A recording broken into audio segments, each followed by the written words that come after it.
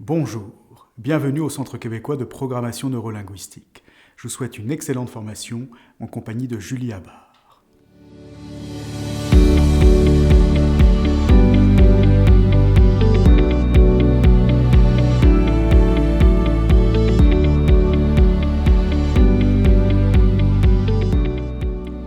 Bonjour, je suis enchantée d'être là aujourd'hui pour vous parler d'une de mes passions, l'auto-hypnose. Alors, bienvenue dans cet espace de calme, de paix. Vous pouvez fermer les yeux. On va commencer. Bon, c'est pas du tout ça l'auto-hypnose, mais c'est un des clichés. Alors j'avais envie de commencer par ça. L'auto-hypnose,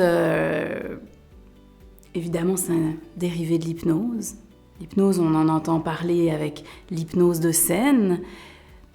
Et on se demande souvent, est-ce que c'est vrai? C'est suffisamment vrai pour qu'il y ait beaucoup de sportifs de haut niveau qui l'utilisent, pour que ce soit utilisé dans des chirurgies cardiaque, chirurgie du cerveau, des petites parties du corps, pas tellement importantes finalement. Bon, donc si c'est utilisé dans ce genre d'endroit, dans ce genre d'activité, c'est que ça fonctionne. Je suis Julie Habart, je suis coach certifiée en programmation neurolinguistique, je suis aussi préparatrice mentale et praticienne en hypnose.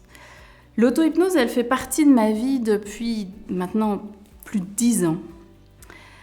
Et j'ai le plaisir aujourd'hui de vous amener dans un voyage de découverte de ce monde merveilleux, enrichissant et tellement puissant qu'est l'auto-hypnose. L'auto-hypnose, c'est quoi? C'est un outil qui vous permet, seul, en toute autonomie, d'accéder à un immense réservoir de ressources que vous avez à l'intérieur de vous.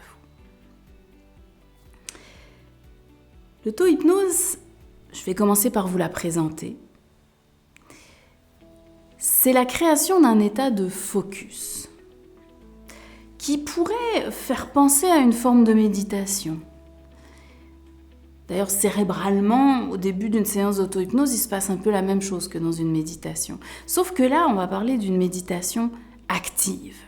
Il se passe des choses, plein de choses différentes. C'est donc une technique qui est aussi très utilisée par certains sportifs en sport d'élite. C'est une technique, j'aime dire qu'elle permet c'est ralentir pour accélérer. C'est-à-dire que c'est prendre un petit peu de temps, quelques minutes dans sa journée ou dans sa semaine, pour gagner tellement de temps par la suite. L'hypnose comme l'auto-hypnose, c'est des techniques qui sont précises. C'est des techniques qui sont éprouvées. C'est-à-dire que ça fait des dizaines d'années qu'on s'en sert, pour certaines, d'autres continuent d'être créées, mais dans tous les cas, elles ont été testées, elles ont été vécues par des dizaines de personnes, des centaines de personnes, des milliers de personnes. Et si on vous les transmet, c'est qu'on sait qu'elles fonctionnent. La capacité qu'on a, nous, chacun, de se générer sur commande un état qui nous fait du bien, c'est assez extraordinaire. Et ça se fait en toute liberté. On est capable, chacun d'entre nous, de modifier ce qu'on va appeler notre état de conscience pour accéder à des ressources, pour accéder à du mieux-être. Et on est tous capables de faire ça, sans avoir besoin de prendre quoi que ce soit, de boire quoi que ce soit. On a tous accès à ça quand on sait comment. L'auto-hypnose, c'est quoi? C'est aussi développer la capacité de jouer avec ses états intérieurs, avec ce qu'on ressent pour le transformer. Il y a des choses qu'on vit, qu'on aime, la joie, l'amour, le respect, la confiance, on n'a pas besoin de les changer, quoi qu'on pourrait vouloir les agrandir encore. Mais il y a des choses par contre qu'on vit, du stress, de la tension, qu'on n'a pas envie de garder à l'intérieur. Et c'est intéressant de prendre un moment pour le laisser aller. L'auto-hypnose, ça sert à ça. Pour moi, l'auto-hypnose, c'est profondément la création d'un partenariat entre le conscient et l'inconscient. Pourquoi? Parce que le conscient, il est là, et quand vous êtes en auto-hypnose, il n'y a personne qui vous guide. Quand vous allez voir un hypnothérapeute ou un coach, il va vous guider, il va nommer des choses qui vont vous accompagner. quand vous êtes seul en auto-hypnose, vous êtes le guide et le guidé. Alors, c'est vraiment un partenariat entre les deux parties de vous, celle sur laquelle vous avez un contrôle, et puis l'autre qui est immense. On va souvent dire qu'elle fait autour de 90-95% de nous, cette partie inconsciente. Et que le conscient, lui, la partie du contrôle, du mental, elle est beaucoup plus petite. Bon, alors, c'est des chiffres qui varient un peu selon les études, mais cette logique, elle est toujours là. C'est la logique de l'iceberg, c'est-à-dire toute la partie sous l'eau, la partie immergée, c'est là qu'il y a tellement de puissance. Et le conscient, c'est ce qu'on voit, c'est ce qui dépasse au-dessus de l'eau.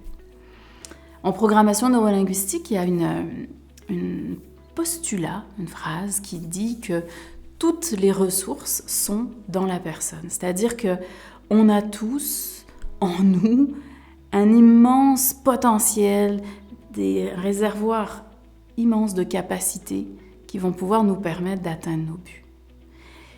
Et personnellement, je pense que si on rêve de quelque chose, c'est qu'à l'intérieur de nous, cette partie-là, elle sait déjà comment le faire. L'inconscient, il sait comment. Le conscient, pas forcément. Mais il y a une partie de nous qui sait. Et l'auto-hypnose, c'est accéder à cette fluidité-là, à ces capacités-là. Apprendre l'auto-hypnose, c'est aussi développer l'outil d'une meilleure communication. Communication avec soi, avec les messages qu'on s'envoie, avec la manière dont on se parle. On ne se parle pas toujours doucement. Des fois, on va se dire « Oh, je suis bête, j'aurais pas dû faire ça. » Mais on n'est pas bête, on a fait une chose bête. Quand on comprend comment parler à son inconscient, on comprend aussi comment mieux se parler à soi. Et ça aide beaucoup de choses dans la vie. Ça aide aussi à mieux parler aux autres. Accessoirement, ça c'est plutôt intéressant. Alors, on va prendre 2 minutes pour parler des mythes, de ce qui entoure l'auto-hypnose. On dit « si je fais de l'hypnose, il va se passer ça, il va se passer ça. » On va démystifier tout ça. Okay. Alors, il y a des gens qui vont dire « Moi, de toute façon, je ne suis pas hypnotisable. Ça, de toute façon, c'est que du spectacle. C'est pas... » On est tous hypnotisables. Par contre, ça marche plus ou moins bien pour certaines personnes. On est plus ou moins réceptif à certaines techniques. C'est-à-dire qu'il y a peut-être des exemples, des techniques dont je vais vous parler, qui ne vous parleront pas, mais il y en a une autre juste après qui va vous parler. On a tous un cerveau différent. On n'est pas tous câblés pareil. Et donc, c'est normal qu'il y ait des techniques qui fonctionnent mieux sur une personne et moins bien sur une autre. Et c'est un jeu fascinant, en fait, d'aller à la découverte de ça. Alors, il y a aussi une autre croyance qu'on entend souvent, un autre mythe qu'on entend souvent sur l'hypnose et l'auto-hypnose, c'est « je ne vais pas me réveiller, je ne reviendrai pas ». Bon, ça c'est impossible. Au pire, vous allez vous endormir, vous allez vous réveiller, peut-être 20 minutes, peut-être 3 heures après, mais vous allez revenir, c'est sûr, puis super reposé avec ça, ça va être un vraiment bon sommeil. L'auto-hypnose, tout comme l'hypnose, c'est des outils qui créent de l'indépendance, qui créent de la compétence. C'est pas des outils qui vont vous dire « je vais faire le mouton ou le chien » ou le... Bon, d'abord, il y a des animaux beaucoup plus intéressants que ça. Et ensuite, faire de l'auto-hypnose, c'est travailler avec toute la puissance de notre cerveau. Et c'est créer du choix. C'est pas rentrer dans un moule. Au contraire, c'est créer votre moule, créer ce dont vous allez avoir besoin pour aller bien. L'auto-hypnose, c'est pas une perte de contrôle, c'est gagner du contrôle sur des parties de vous que vous ne contrôliez pas avant. Et ça, c'est assez magique.